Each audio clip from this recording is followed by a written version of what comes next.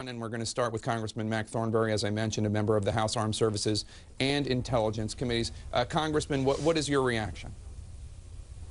Well, I thought it was interesting when he was interrupted and went off script. The president said these are serious issues we can't gloss over.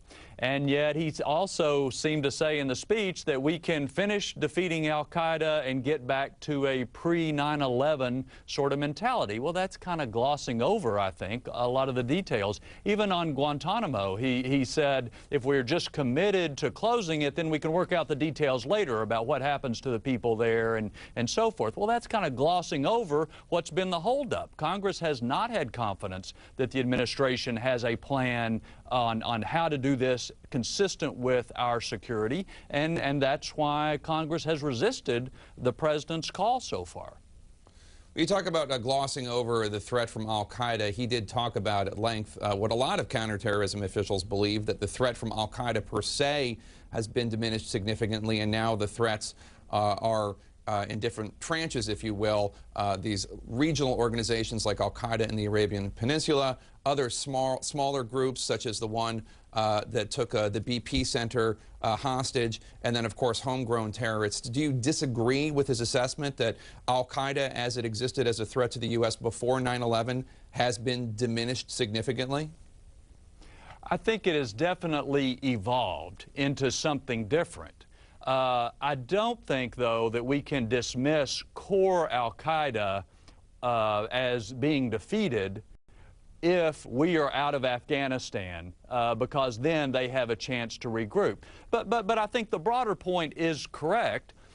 For each of the last 2 years, the House has passed a bill to update the authorization for the use of military force to make it clear that it includes these affiliates that have grown in danger in Yemen and elsewhere. And it's interesting to me, in those 2 years, the president has threatened to veto the bill because of that provision. I think his thinking has evolved, and I think that's a welcome change. We need to update that law so that it meets the realities of what we face. I want to go to Congressman Thornberry for one last thought, which is just, I found it interesting, Congressman, and you're on the Intelligence Committee in the House of Representatives, so I'm sure you were aware of some of these details already, but there's been so little that has been publicly said by the government about Anwar al-Awlaki, the U.S. citizen who was killed by a U.S. Predator drone strike, and that the administration for the first time yesterday admitted having ordered that kill of the 4 Americans killed by drones. That was the only one that was on purpose, Attorney General Holder said. And then he gave details about Awlaki and his role in the failed Christmas Day bombing of the plane, details that I would suspect have been classified up until now about the role that Awlaki played, not just as an inspiration to failed bomber Umar Farouk Abdulmutallab, but having actually played a role. Did that surprise you at all, Congressman?